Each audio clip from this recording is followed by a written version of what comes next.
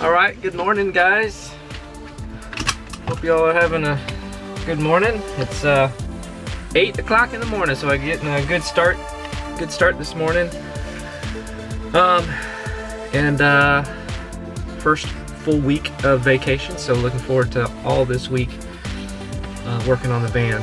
So actually I need to go to Home Depot and get some supplies, and I think I have my list. And then again, finish working on some of the seat bases, flooring, all that stuff. So yeah, so it looks like it's gonna be a good day. I think the weather said it's gonna be sunny and then cloudy. So we'll see. It's pretty sunny and cloudless right now. So all right, well, let's head to Home Depot, and I love the sound of that, and get some supplies.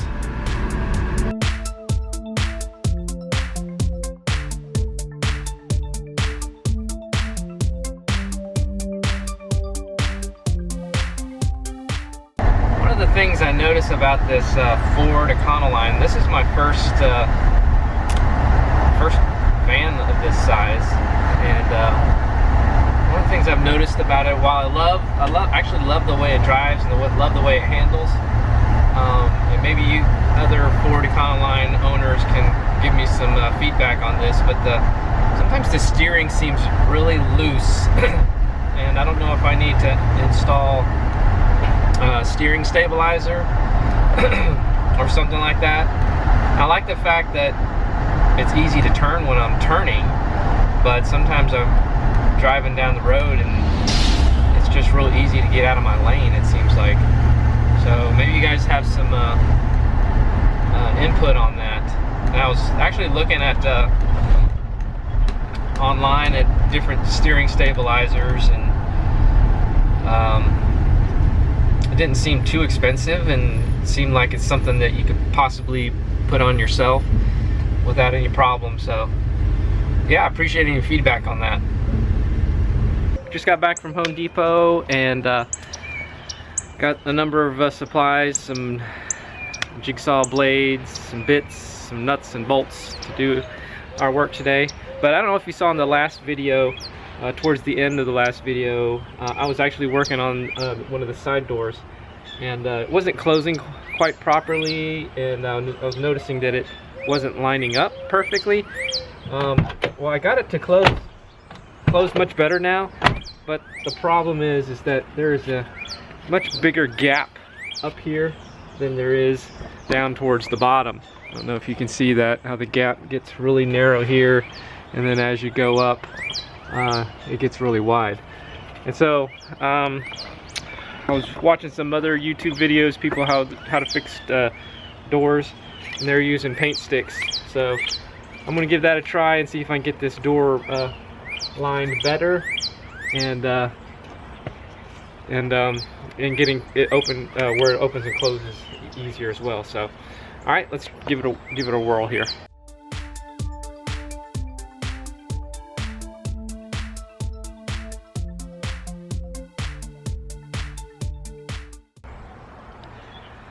Okay, so that worked out really nice. Seems to close much nicer. The gap is much more even.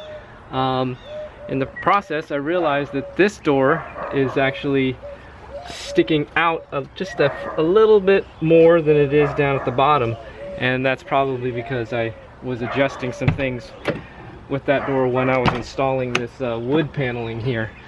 And so yeah, so I'm gonna see about readjusting that one now. Okay, seems like I got these doors all nice. Now I'm kind of in the mindset of doors. Let me go ahead and check on this back one. I think I mentioned to you guys before how this back door was a little off, so let's see.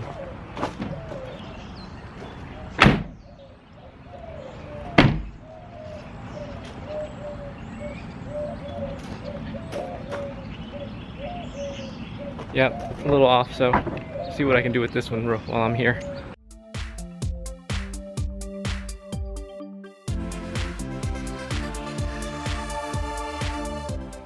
Alright, well, I got it fixed to the best of my ability for right now, so I'm going to move on to what I really want to get accomplished, and that's the seat and the floor. So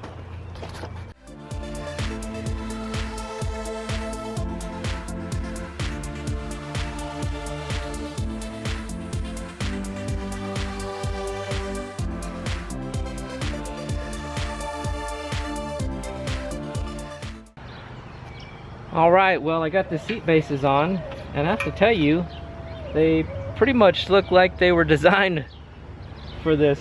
So it's actually looking pretty good. So hopefully it works. Let's put it in the van and see.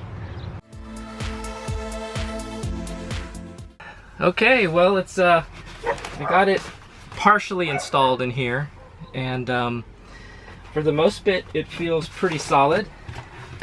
I've actually only got 2 screws bolted to the floor. I got the front of this one and the back of that one bolted in.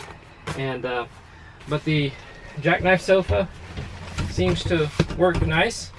It still is a little wobbly, and I'm hoping that's due to the fact that these other 2 bolts are not bolted in. So what I got to do is I got to drill out some holes actually in the floor to because there were no holes there for 2 of the bolts. But yeah, it looks good. It looks like it was designed to be here. The only other question I have, and I'm wondering, is should I do the vinyl flooring around the legs? Meaning bolt the legs down, do the flooring around the legs. The thinking is that if I put all the flooring down, and the flooring is going to be denim insulation with a radiant barrier, then 1/2-inch extruded foam, then Luan, then the vinyl plank. My fear is that if I put all that down, then try to bolt this to the floor, is that the tension that I'm going to need to ratchet these things down is going to crush the foam and bend the Luan, maybe even break the Luan, and also the vinyl plank. So I'm probably going to have to go around the legs, and which is fine because I just want it to be solid and secure. So yeah, moving forward.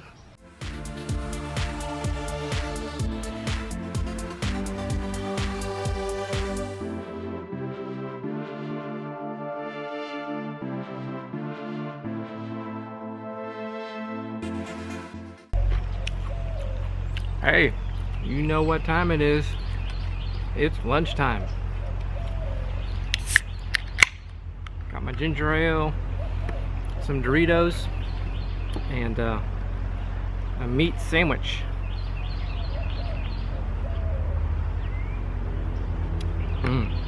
Lord, thank you for the food and the beautiful day. Thank you, God. Thank you for the van. Thank you for the ideas and the energy.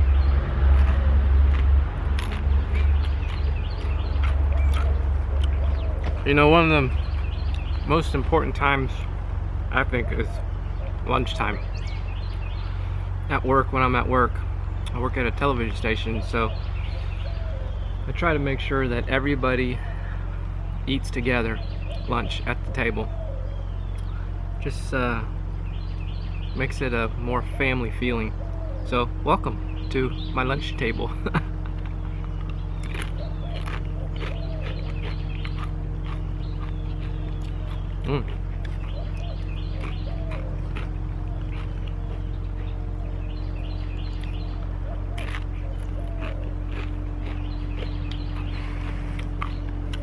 Well, I think it's going pretty good. It's not too hot and not too shady. That's always good. One of the things that's hard to do sometimes is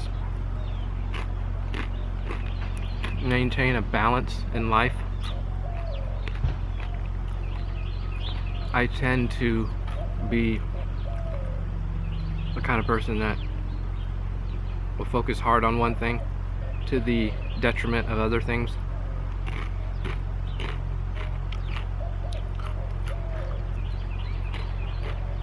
And this van build is no exception. So I gotta keep myself in check. And what I mean by that is, you know, I'd mentioned to you guys before that I felt like this van was a gift from God.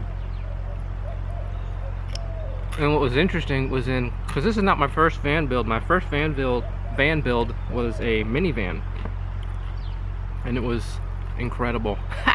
I wasn't even planning on building it. I just put something in, took the seats out one day and put something in the back, and then I thought, hey, let me put a futon in the back of that. I modified a futon, put a futon in the back of it so it converted into a bed or a couch. Then I'm like, hey, let me get a stove. By the end of it, I had LED lighting. It was so cozy. In fact, you can see a video of it. I posted a video of it right before I sold it. And I'll link to that there so you can watch it. But one of the things I loved about that van was I would get up early in the morning before the sun rose, and I would drive to the bay, to the bay, and sometimes the ocean, out here in Pensacola beach area, Pensacola Bay, and I'd watch the sunrise. I would pray. I would read some scriptures, and it was incredible. It was like a great time. You know, there's been times when I felt like I've really connected with God, and it's usually times when I'm out in nature, like hiking or in the mountains. But in that minivan, I had some amazing times with God. And you might be the kind of person that's not real focused on your spiritual life. I would encourage you, spend some time talking to your Creator, you know. It's amazing.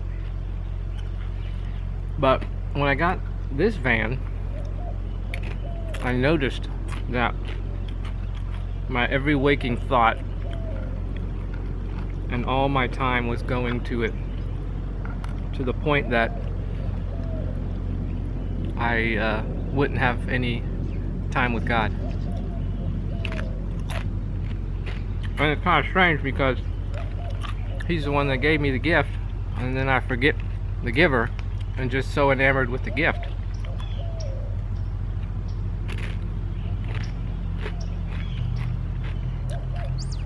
Well, I realized that was happening. And, you know, and to be honest with you, even as happy as this van makes me right now, I know it's just a thing. And the happiness is fleeting. And the only really solid thing is your relationships. And particularly your relationship with your Creator.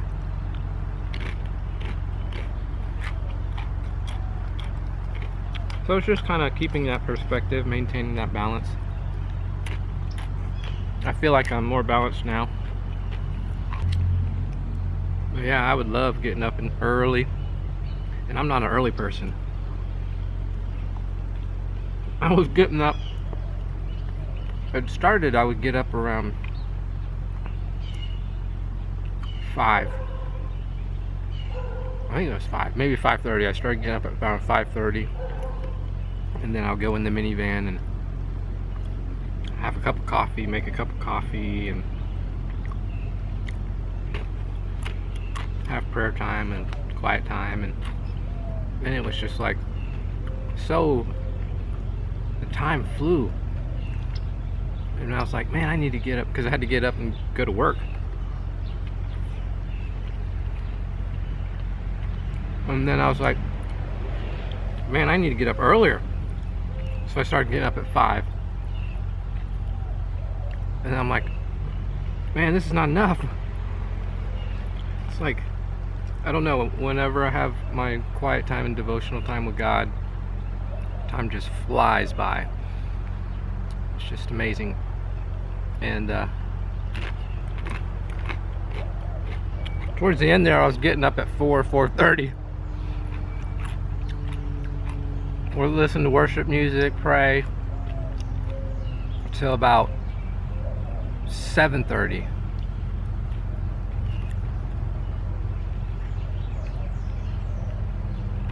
It's hard to maintain that though, that early, because by the end of the day I'd be like exhausted, ready to go to bed at 7 o'clock. I hope you enjoy these little lunch breaks. It gives you a little window into where I'm at, not just what I'm doing, you know.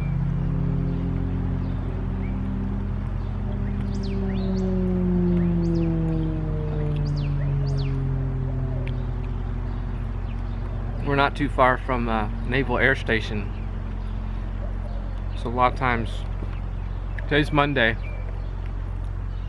on Tuesdays the Blue Angels practice, and they'll fly, they fly continually right over the house, so maybe tomorrow we'll see them. I was out here one day, they came across the sky right out here, and they banked. One guy banked right over our house, and he was so low. I was just like waving at him. It was amazing. Pensacola is a pretty cool place. Not too big, not too small.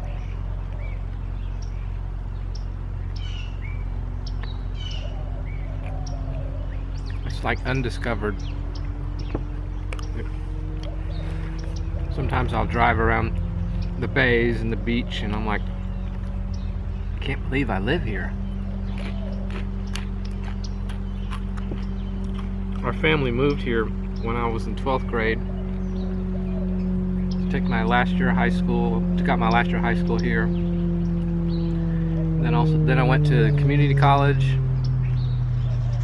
got a general degree. Then I went to University of West Florida, which is here in town, and got a degree in radio, TV, film.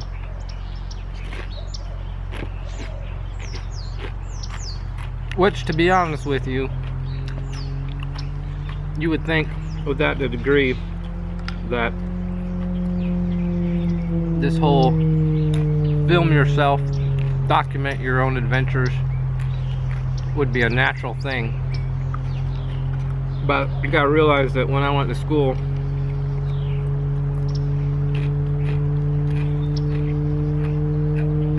it was a different age. It was the age of the photographer is not part of the story. You know, showing any footage of the behind the scenes was like a no-no.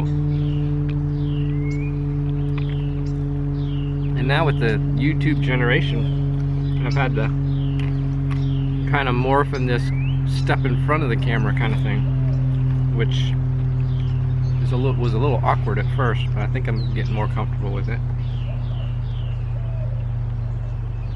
I must be, because I'm eating in front of you on camera.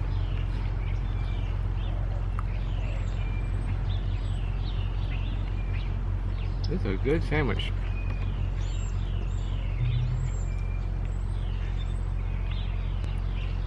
My wife got this. They have these people that come by their work, at her work, and they sell like meat, And this is actually Boston butt, fully cooked and so delicious. It was like $30 for a ginormous piece of meat, but we'll eat on this for a while. And I hope that you'll get to know Teresa, my wife, better. She's kind of camera shy, and I can understand some of that. You know, I watch some of these other YouTube channels, and their wives and girlfriends sometimes have a hard time with it because of the potential to have insulting comments placed from horrible people. So, but I'll try to get her out here. We'll kind of talk about some things. I have to sweet talk her. I'm going to take her out to a restaurant tonight for our anniversary. Although our anniversary was on the 4th. So we're just taking it easy because we're both on vacation. I don't know whether I should make these segments a part of the full video. It makes the video so long, you know. And I'm afraid people will see the length of the video and they'll just like, I'm not watching that. Or maybe I should just pull these little lunchtime segments out of the main video and have them as standalone. I think I like to leave them in the main video because it's part of the day, you know.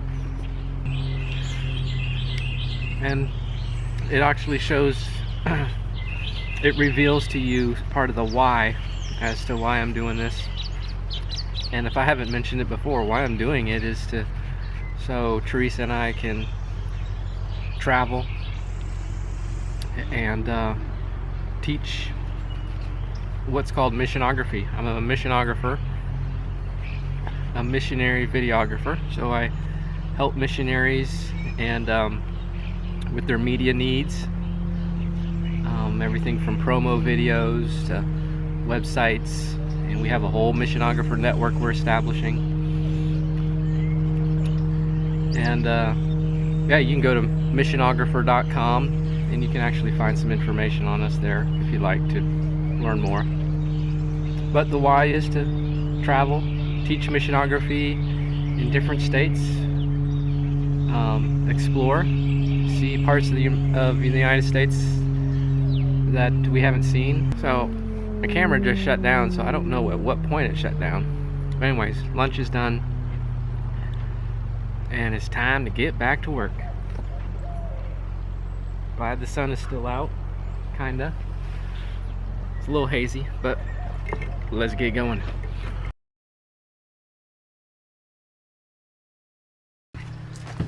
Alright, so I got it in. It seems pretty sturdy. I'm probably going to mount it directly to the floor and do the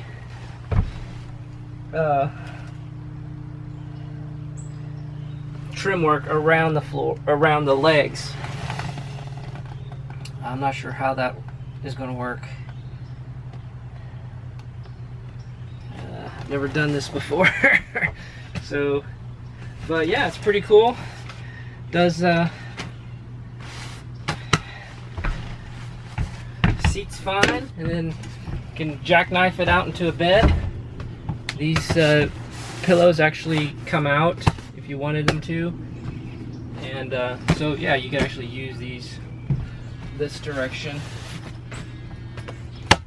and And in actuality, this is more likely the direction we will lay, I think. Maybe it doesn't matter. It really doesn't matter. So if we lay this way, this is actually the spot that Teresa will probably be laying on. It feels pretty good.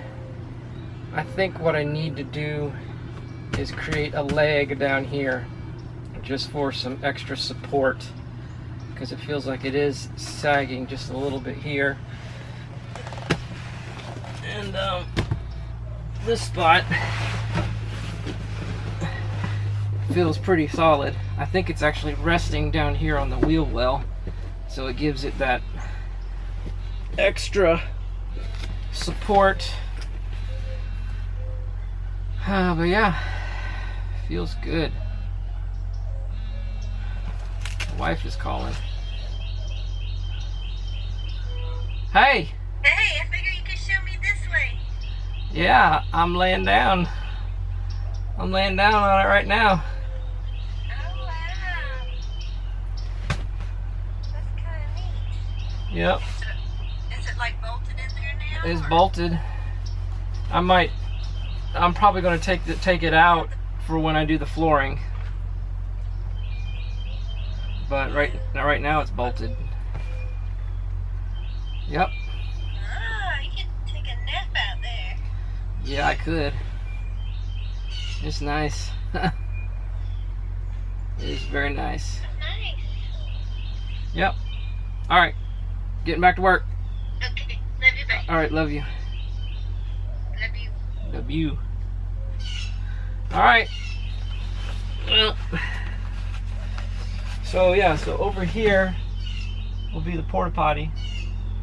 So that makes me kind of think that we will lay our heads down this direction, because I don't necessarily want my head right near the porta potty.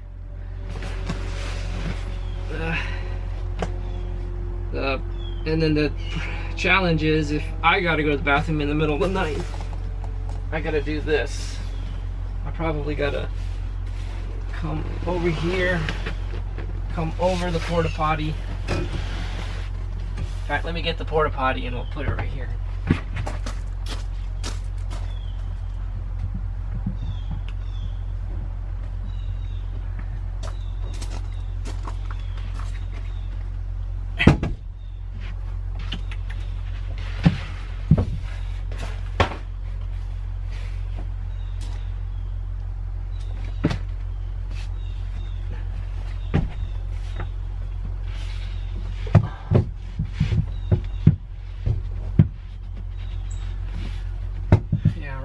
Here, I think I'm going to take the legs off of this thing, so it'll actually be a little bit lower.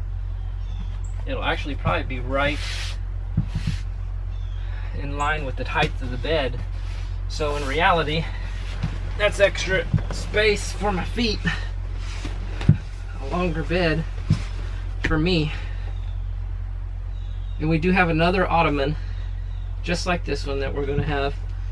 So we can put it down there if we wanted to on the other side. And if I gotta go to the bathroom in the middle of the night, I just have to do this. Do some kind of contortionist maneuver like this. And then lift up the porta potty. Oh, my phone. And then go to the bathroom. And then just crawl back in bed like that. So bed looks good. Again, the only thing I think I need to do is I need to create, put this back up.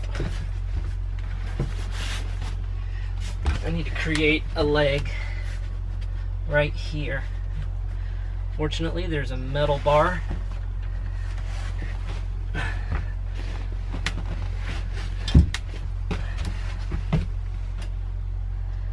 In fact, it's not a bad idea to just leave that leg there straight down. Plus I got all this storage underneath here for clothes. Probably do a his and hers bin. So yeah, all right, let's keep moving. Also, one of the things I didn't show you is I'm gonna have the ability, because I left the seat belts, I actually rerouted the seat belts, to have a couple extra seat belts back here. What I have to do is I need to find a long seat belt clip-in, or no, not necessarily long, but it just needs to mount. And maybe I can use it. I might be able to use some of my old seat belts clips that I took out with the seats, but that'll be kind of secondary goals after everything else. So cool. Okay, what I'm going to do here is a little reconstruction of the floor, just to kind of get an idea of what kind of pressure that my subfloor can withstand. So this is actually the piece of metal from the roof. It's going to represent the floor. It actually has grooves in here just like the floor does. So we're going to have our cushion in the groove, and on top of that we'll have this denim radiant barrier. On top of that we will have this extruded foam. On top of that we will have Luan, and then on top of the Luan we'll have some laminate vinyl tile. Alright, so what I'm going to do now is I'm actually going to get a clamp and kind of determine what kind of pressure this substrate can withstand. I got the substrate bolted through, so you can kind of see right there. So now what I'm going to do is I'm going to imagine that this is the seat base and I'm tightening it down. I just want to see what kind of stress that this can take.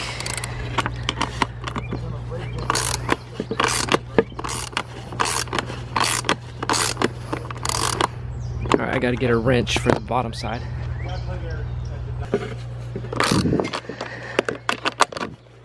I'm going to say that that would have been tight enough to bolt that floor down. It actually looks pretty good. I can see down the line here a little bit of bowing.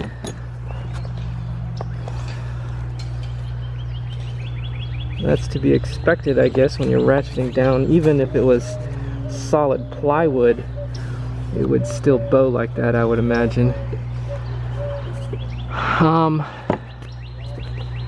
You know what? I'm gonna do it. I'm gonna ratchet it to the point of failure.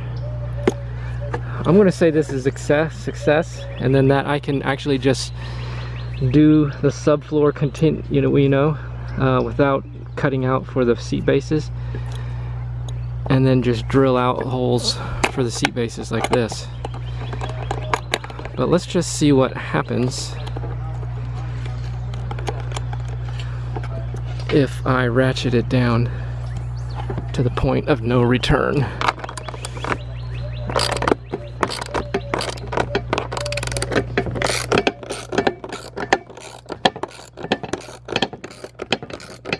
Stop there. Okay. Still looks pretty solid. A little more bowing to be expected.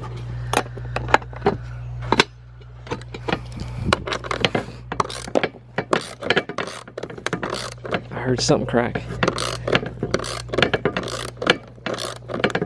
I hear a little bit of cracking now. I think what I'm hearing is the Luan cracking. So, what does this tell me? Because one thing I don't want to have is I don't want to have that seat loose. I want that seat as tight as possible.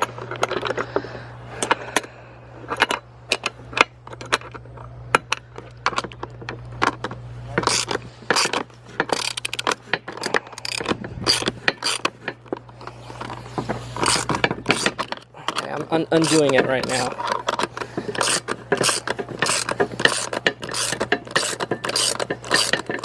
Take a look at the damage.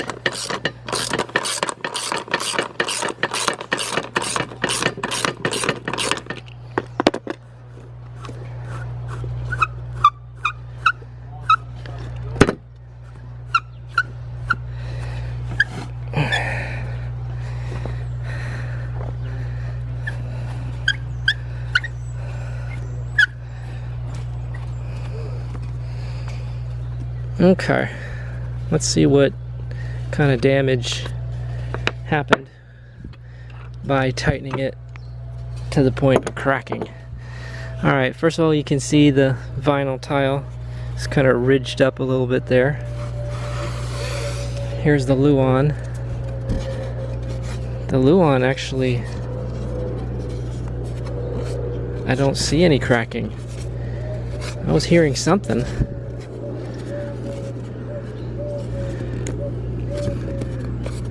Oh, I can feel it. I think this was the crack when I pounded it though.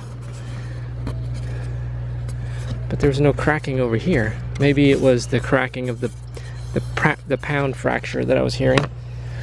The Luan, the foam,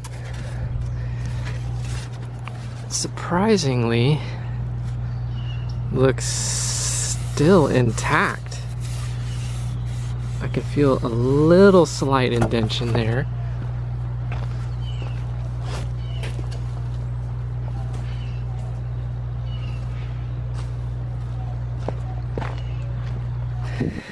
Let's see here.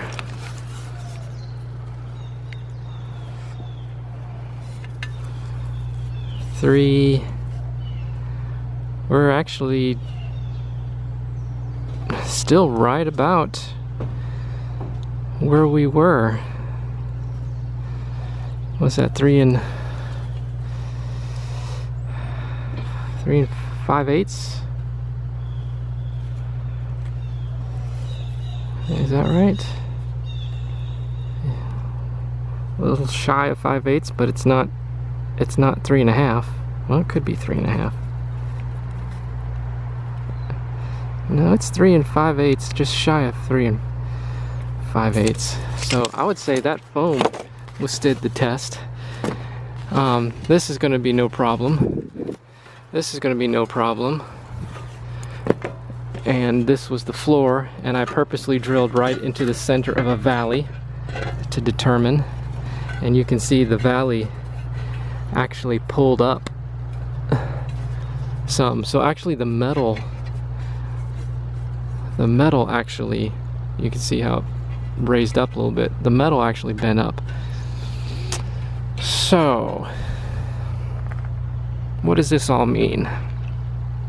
Alright, I think what I'm going to do is I think I'm going to try to find some metal tubes to preserve the subfloor and just lay the subfloor continuously through the whole van.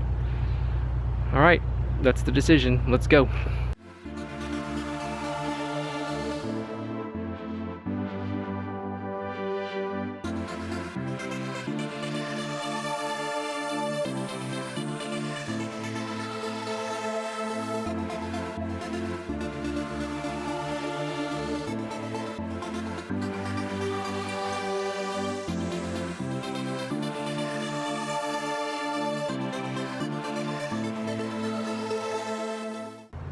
Hello and welcome to the future.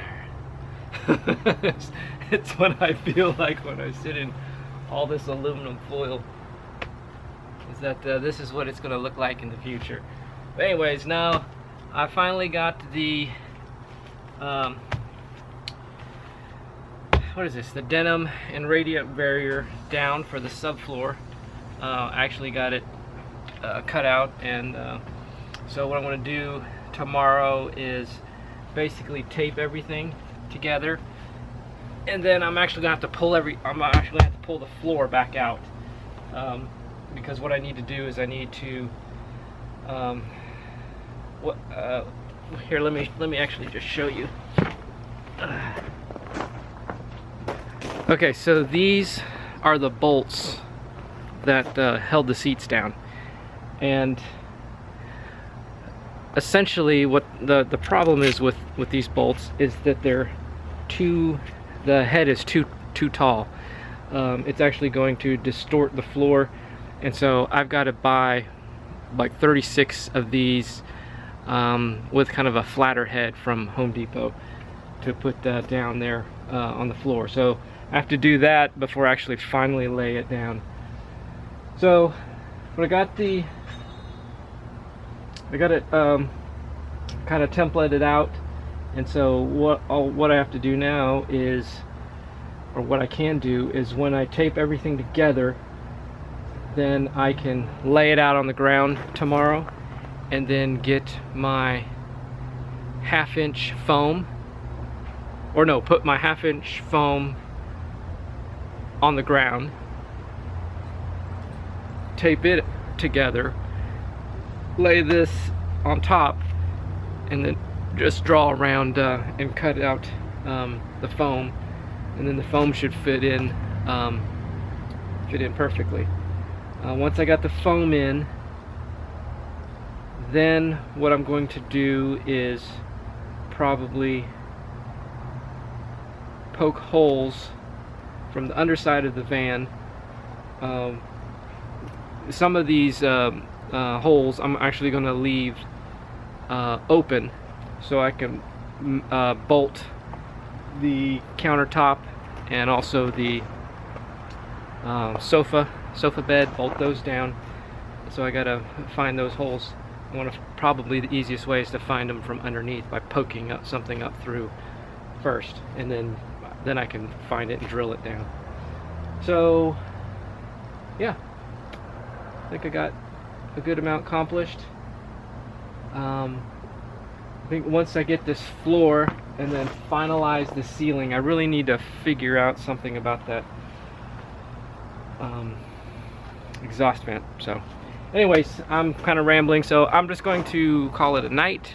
Clean up, going to take my wife out to dinner, and relax for the rest of the evening.